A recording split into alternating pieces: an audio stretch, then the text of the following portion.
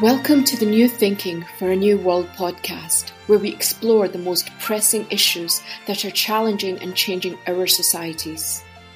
We are looking for new thinking and new solutions wherever we can find them. Listen as host Alan Stoga, the Tällberg Foundation's chairman, challenges his guests for analysis, ideas and actions. Together, we can help make our world at least a bit better. The Taliban surge to power in Afghanistan is one of those events that will have repercussions for years to come. Geopolitical, strategic, military, perhaps religious, but most importantly, humanitarian. We all watched in horror as hundreds of thousands of women, men, children tried to flee what they surely expected would be a reimposition of the Taliban's brutal, pre-modern style of ruling. One who succeeded in getting out is Jamila Afghani, my guest today. Jamila is an educator, a leader, and an activist. Her work to elevate the rights and improve the education of women and girls is based on her studies of Islamic law, which she believes is typically misinterpreted to give them second-class status. And I should add, and I'm very proud to add, Jamila is a past winner of the Tällberg-SNF-Eliasson Global Leadership Award. Welcome, Jamila. Thank you very much. Thank you for having me today in your program. Let me start, Jamila, by telling you how relieved I am personally that you are in Norway and not in Afghanistan. But I have to ask, how did you get there? Tell me about your journey. Well, it was a horror experience, a very much terrified experience.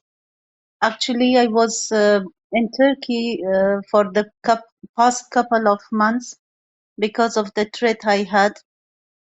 But due to health condition of my father, I had to go to Kabul to visit him. Unfortunately, on 15 August that I wanted to go back to Turkey, that day Kabul city fall down in the hand of Taliban. On the same day, I had my passport, my ticket, my boarding pass waiting in the row to catch a flight and go to Turkey. But all of a sudden, I noticed that almost all politicians, ministers, deputy ministers, parliamentarians, singers, everybody was in the airport and everybody was trying to catch a flight. I was holding my boarding pass and passport and ticket. I was not allowed to get in with my children because the parliamentarian with their gunman beside them like pushed us back and they want to take our seat forcefully. And I was really shocked what's going on and such a chaos in the airport. What really made me miserable, still I have that feeling with myself, that when I was going to the airport, police and checkposts were there. There were security guards. But when I was getting out of the airport, I saw the helmet of the soldier was there, his uniform was there, his gun was there, and he was disappeared. Just like a magical land, that all human beings were disappeared. I was really shocked and I was really disappointed that just in a matter of a few hours, everything was clashed, everything was demolished. Jamila, that sounds horrible. How did you actually get out of Afghanistan? So I will tell you the story of the first attempt and the last attempt, not in between the story, it will be very long.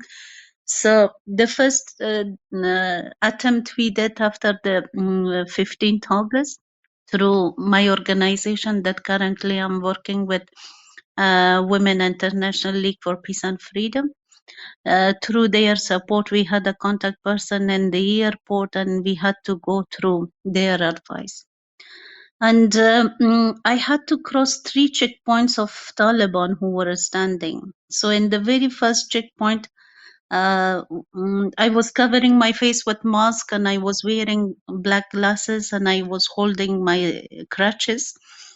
So one of the Talib was asking, why you want to go to USA? Just I said, brother, I'm very sick, so this is an opportunity. I want to get the chance and go for my treatment. So he didn't investigate much because I was afraid if they came to know that who's behind this mask, that might be have different experience for me. Then I requested him that these are my children and they are accompanying me, just allow them to go inside. So that man was very helpful, and he shouted on the other soldiers of the next checkpoint to allow this woman to go in. And similarly, very easily we crossed the 3 checkpoint of Taliban and we reached to the gate of airport where the US soldiers were waiting. So between me and the US soldiers were the only rod, that wiring rod was in between us. And it was very sharp rod, and it was very clear cut that I could see the soldiers and they could see me. And I was shouting that I'm Jamila Afghani and this is my number and I want to meet with this person, the contact person we had. But they were not listening. They were not listening and they were not paying any kind of attention. So by the passage of every second, the number of crowd was increasing. And the flood of people were coming onto us. And it was really difficult for me with this ability to stand in the same point for hours, although we stand there for 6 hours waiting to seek attention of the US soldiers. And finally, my younger daughter, she was nearby to be suffocated. And we were asking for water. The soldiers were drinking water and they were not giving us water. And that it was very difficult situation. Then there was a car nearby to that border point. Then with great difficulty, I could place my young daughter, above the car. And I was holding myself, attach myself and holding from the car to tolerate the force of the crowd who was trying to get inside the airport. So then the US soldier, when they realized there was very heavy crowd of people, they started pouring the tear gas. And as I was the nearest person in front, 2 times they poured the gas into my face, into my eyes. And it was such a miserable condition. It was such a disgrace moment for myself with all what I did for my people, for my country. And a person with disability, I was holding 11 countries visa on my hand. I was shouting for hours and nobody was paying attention. So when I was disappointed from the scenario, then I had to turn back because my daughter was in a very bad condition. My other colleague who was holding me, my shoulder, my hand, so she fall down and she became unconscious. And even my crutches was disappeared. I don't know what happened with my crutches. So it was taken away from me. So with great difficulty, I was able to get out of that situation after 6-7 hours of waiting. So let me ask Jamila, what did you feel at that point? You're stuck. You've just had this horrible experience. You're headed back in the wrong direction. What were your thoughts? So I was feeling that moment. I was saying like maybe Taliban may kill me 2-3 days back, but this is ultimate death. This is immediate death that I'm facing and my children are facing. So with this feeling at my mind, I had to return. I had to choose between 2 death situation. One was close death and the other was a bit far death. So, so of course I had to choose the a little bit distance that from the very close by that.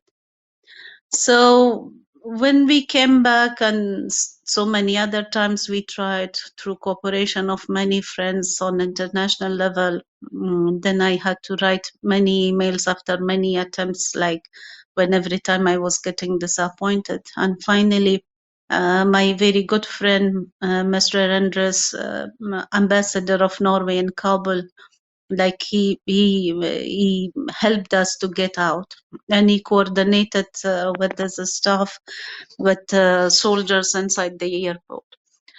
So now I'm going to tell you the last attempt, because of that last attempt that today I'm in Norway. So when we got to the airport, to find a better space to get out. So the only solution, the only better opportunity was to cross that dirty savage. The dirty savage that next day after our departure, there was a suicide attack. So I had to cross that savage. The soldiers were standing on the other side of the savage, and we were with lots of crowd and lots of pressure. We were standing with this side of savage, and my brother, like he helped each and every one of my children to get out to the other side, and with lots of difficulty. And even in the beginning, like we were shouting, we were calling, nobody was listening to us. Then we had to write the code number. We had a code number, and we wrote that code number in a big piece of paper, and we showed from the far side, like we waved it, and we showed it to the soldier. Then the soldiers were pointing to come nearer to them. So we had now to cross the savage, a person with disability. After so many attempts, and every attempt we got injuries. I got injured, my hip joint, my elbow. So I was, my brother was shouting at me to come on his shoulder and cross the savage. And I was saying, no, for God's sake, if I fall down from your shoulder, what will happen? So rest of people are half of their body is in sewage, dirty water. If I fall down, whole my body will be under that dirty water. So I was saying, no, I will go back. I will not come back. So I will go back. So my brother was shouting, and I saw my children who were on the other side of the savage. They were crying. They were yelling, "Mama, please come. Otherwise, they will kill you. So please come." So then I had to take that risk, that dirty risk, very inhuman risk, to cross that savage. And thank God you succeeded. Yeah, finally succeeded, but it was really horrible experience. Oh, I'm sure. I am sure. Let me ask Jamila, because after that you were able to get to Norway. But let's go back a little bit.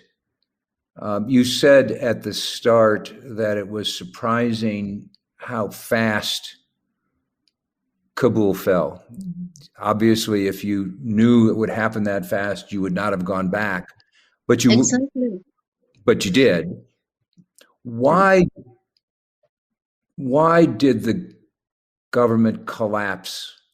Why did the Taliban inherit this country the way they did as fast?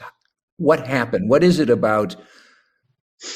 Yeah, I think there were many reasons, and the very first and important reason was the corruption in the system, that nobody took it very seriously. The corrupt government that were not able to pay the salary of the soldiers for many months, and even they were doing corruption in the food and water of the soldiers, and they lost the trust of people. And you can see that even Taliban didn't fought in many fronts. Like Taliban were take very easily because people had no trust on that government.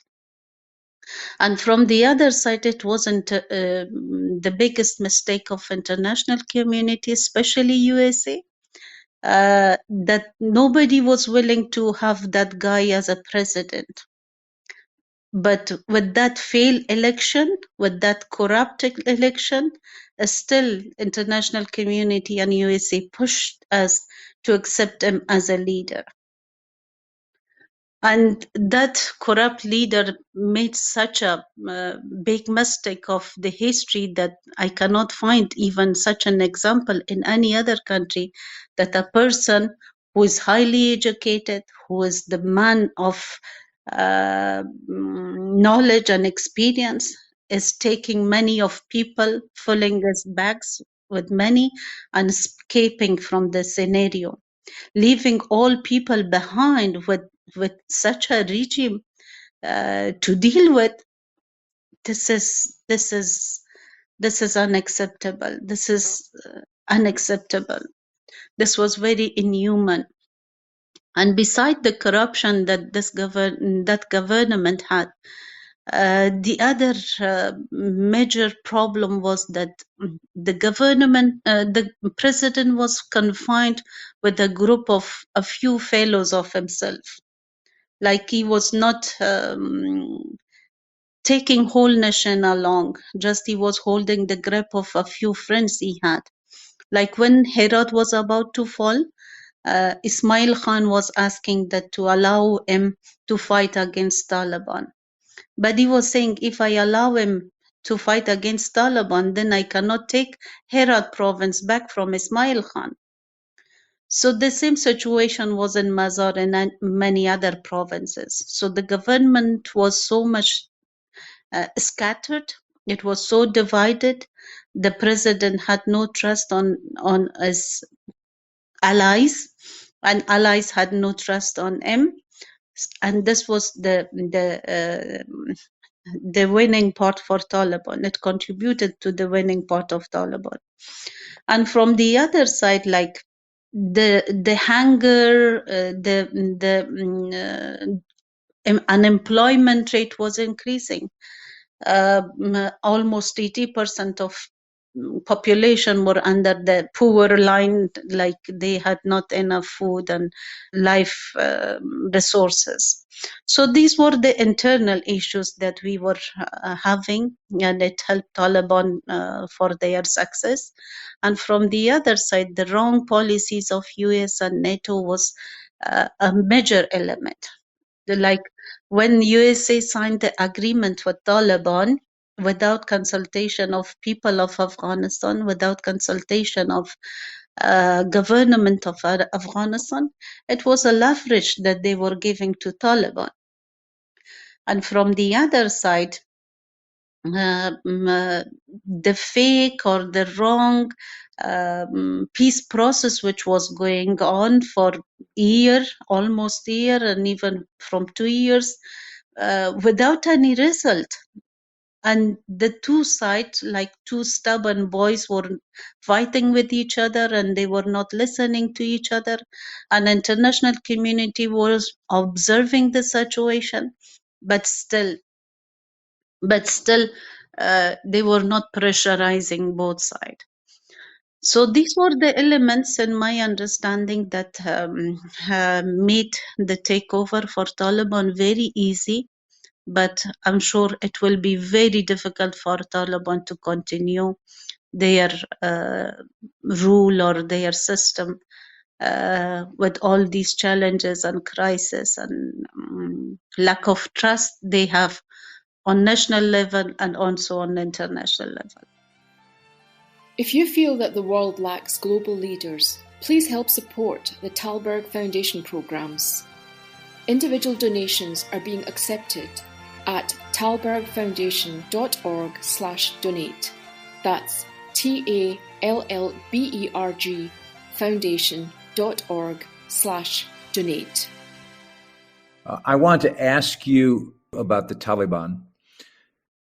There are some people who imagine that the Taliban have changed over the last 20 years, that they've learned from their mistakes, that they're going to govern differently. Do you think they've changed at all? To be honest, yes, Taliban are changed, especially in the part of their leadership and the terms of their fighting strategy, the way they come closer to Kabul. They started from different angles approaching to Kabul. The way they worked in the peace process. So, in terms of political debate or in terms of political recognition, they did a very different job. And also in terms of unity, the previous government was so divided, but Taliban are also divided, but their two division are highlighted and rest of the divisions are not that much prominent. So in terms of higher leadership, I can see there are very change, and even what verbally they are saying about education, women's rights, social participation. So it is very good words. But coming to the practice, to see it is very different, and because most of Taliban foot soldiers are not changed. Those were the people who were like in jungles and caves and the mountains. They were fighting for so many years, and they were like disconnected from all those privilege that their leadership have. They are disconnected, and even right now, like the foot soldiers are coming from a patriarchal background, from a patriarchal mindset, that they only believe in man supremacy.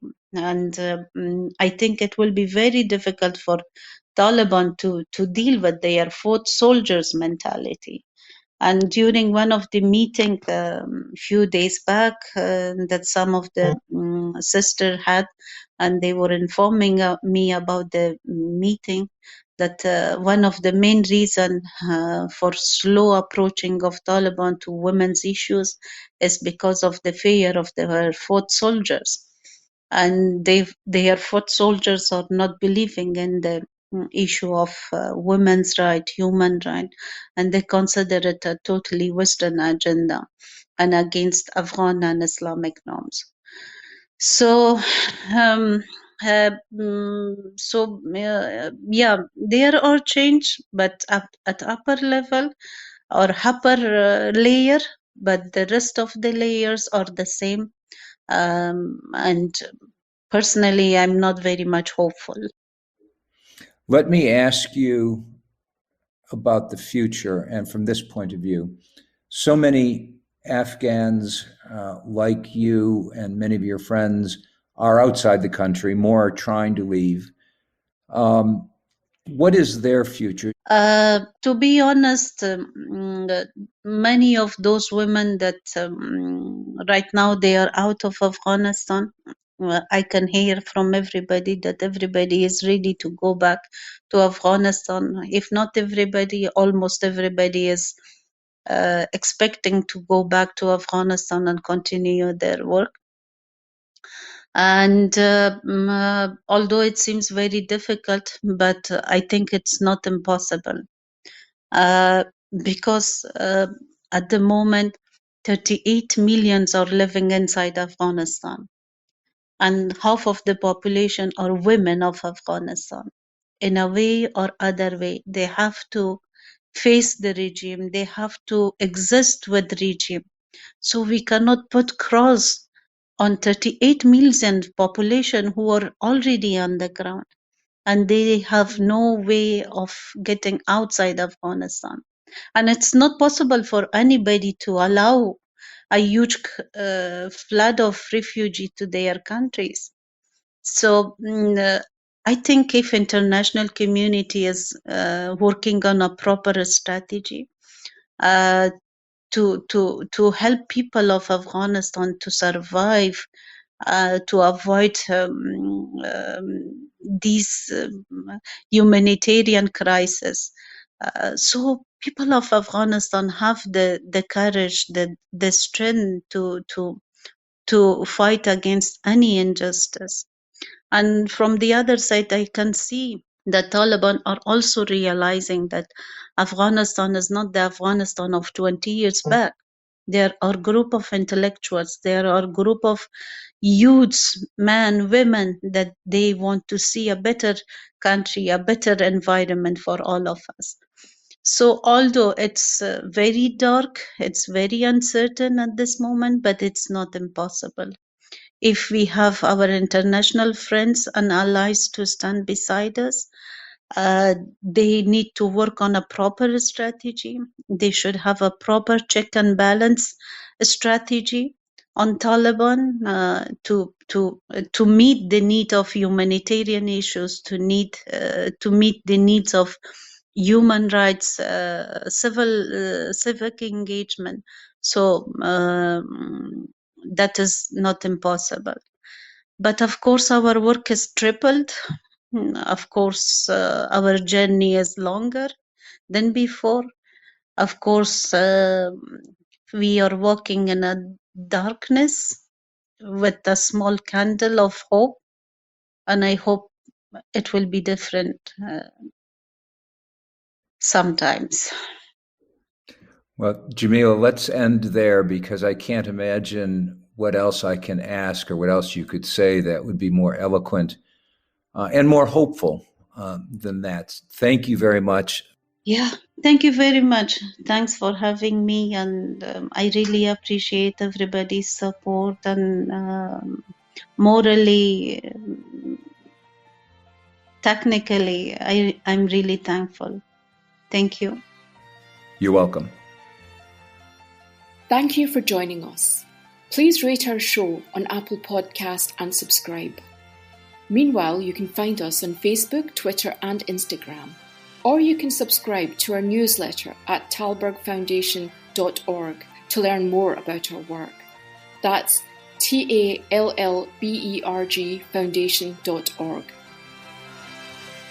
Thank you, and we'll be back again next week for another episode of Tällberg's New Thinking for a New World. This podcast was brought to you through the generous support of SNF, the Stavros Niarchos Foundation.